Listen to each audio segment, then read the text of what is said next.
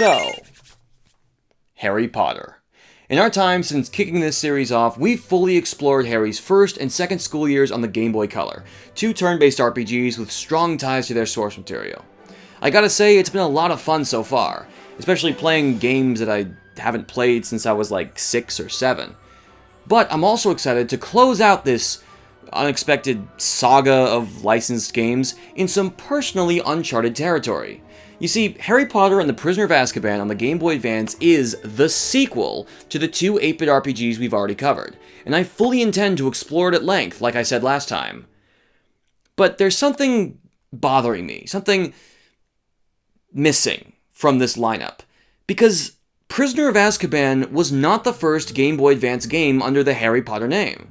No, you see, the same day the Sorcerer's Stone graced the Game Boy Color, it also arrived on the Game Boy Advance, as did the Chamber of Secrets just a year later.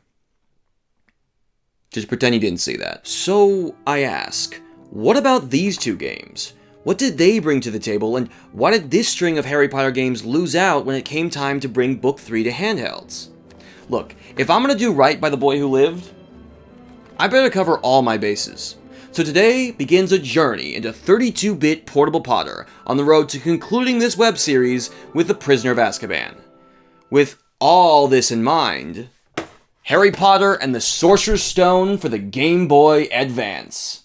I won't mince words. Harry Potter's freshman year is a much different beast on Nintendo's third Game Boy iteration. The GBC's RPG influence has been replaced with a more traditional licensed game direction, the puzzle adventure. Think top-down Zelda. This Book 1 retelling doesn't feature random encounters or leveling up. Instead, you've got 5 hit points and a handful of spells. Rather than starting in Diagon Alley, you're dropped right into Hogwarts, and as opposed to following the novel's events down to the precise character dialogue, the story plays out more like a greatest hits collection of the book's biggest beats. It's still not an adaptation of the movie by any means, but there's no doubt about it. These two games are houses apart.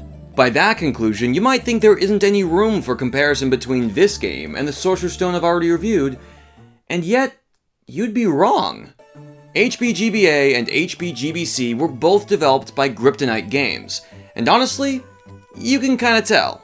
From the objective-based plot progression to the school's interior design, there are more consistencies between 8-bit Sorcerer's Stone and 32-bit Sorcerer's Stone than you'd expect. They might dwell in different genres, but if you've played through one of these games, you'll feel right at home in the other. Thankfully, the advanced adventure is nowhere near as slow. Harry controls well, and the game's technical performance rarely ever dips throughout the experience. The boy's animations are smooth and detailed, and the game's color palette is even more fully realized than the GBC's, even if I personally can't stand the whole digitized look. But there's one similarity that doesn't fit in either game's favor.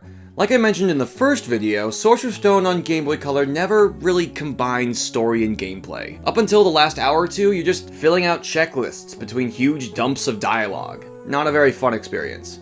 Now, Sorcerer's Stone on GBA has kind of the same structure, but it suits the more active gameplay, so it's not as egregious. But the issue remains, just in a different form. Neither game has any idea how to make a story playable. If Sorcerer's Stone on GBC was about checklists, Sorcerer's Stone on GBA is about obstacle courses. Obstacle courses. That's a really hard phrase. The majority of your time playing Sorcerer's Stone Advance will not involve exploring Hogwarts or uncovering the mystery of the Forbidden Corridor. No, 80% of your experience is nothing more than wandering around giant challenge rooms, pushing around barrels and stepping on switches. Anytime you learn a new spell or arrive at a new class, you're tasked with navigating a rigidly designed maze, usually to collect 6 of the same object. As the challenge rooms grow in size during your adventure, the game looks more and more like some generic puzzle game from the bargain bin. Not an officially licensed Harry Potter adventure. I understand the reasoning. The original Harry Potter book didn't really have that many good old-fashioned adaptable action set pieces, so the developers gamified Harry's education to create a longer, more complete experience. I get it, but that doesn't mean it works. Instead of guiding me through the story, you're pushing me into this little box of playtime, extending the experience, but losing the momentum. Why in the wizarding world should I play this Harry Potter video game if all I'm really doing is collecting, like, gold stars or whatever? Populating these puzzle precincts more than anything else are pits. Should you make one wrong step, you won't lose any hit points, don't worry. You'll just have to restart the entire challenge room over again. And thanks to some wonky placement detection, you'll be on the butt of a lot of cheap deaths. But that's not even the end of it. Among the many obstacles in his path, the boy who lived himself might be his own worst enemy. See, to add to the game's visual flair, Harry's character animations are fairly detailed, and they look good. But flash and function do not always mix, especially when it cripples your movement. Throughout your 32-bit freshman year, you'll discover Hogwarts is plagued with an infestation of imps.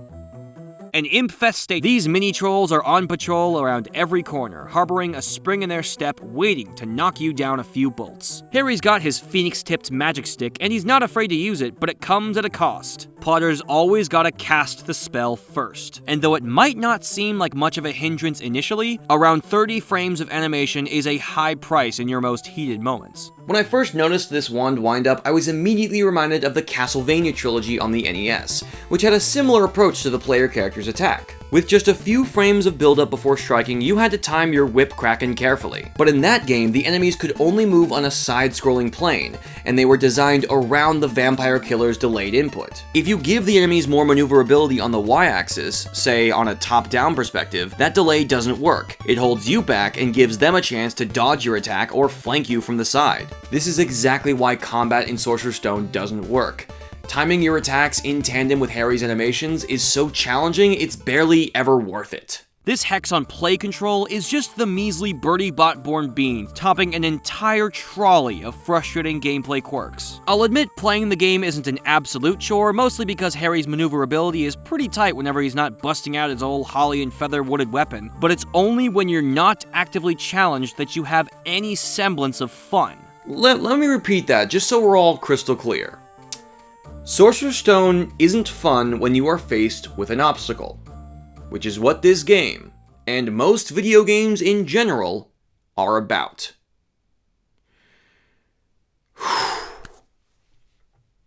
Man, Sorcerer's Stone on GBC doesn't sound so bad right now. Wait, yes it does. Sorcerer's Stone on GBC sounds terrible. Actually, you know what? Let's talk about the music. I think I know how to bring this all home.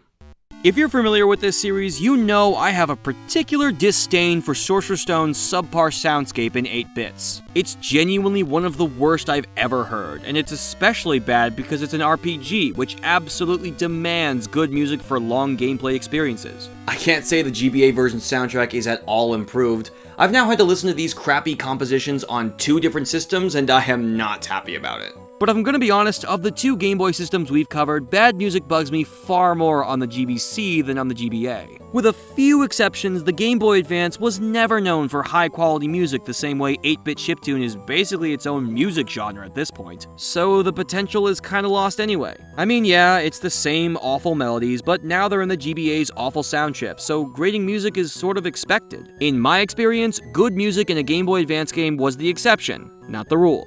And I feel like the same can be said for Harry Potter and the Sorcerer's Stone as a whole. In the licensed game business, anything above mediocrity was the exception, not the rule. And this game, well, as you can probably guess, it's not exceptional. Look, we all know how licensed games usually go, especially on handheld systems. But what made the Harry Potter Game Boy Color games so interesting was their ambition. What other portable video game adaptation played as a lightweight Final Fantasy? The GBC games had direction and style. This is just, you know, the expected licensed game. It's not terrible or some kind of disgrace to the franchise like certain movies I can name. It's just a bad video game. That's really all there is to it. And yet, as you can probably guess, that didn't stop a sequel from hitting store shelves just a year later. Harry Potter and the Chamber of Secrets on Game Boy Advance is also a puzzle adventure game, I guess? Now, is it an improvement on the original like its 8-bit sibling? We'll find out in the next installment of Harry Potter on Game Boy. Make sure you subscribe to this channel so you can see the video as soon as it drops. Until next time, guys.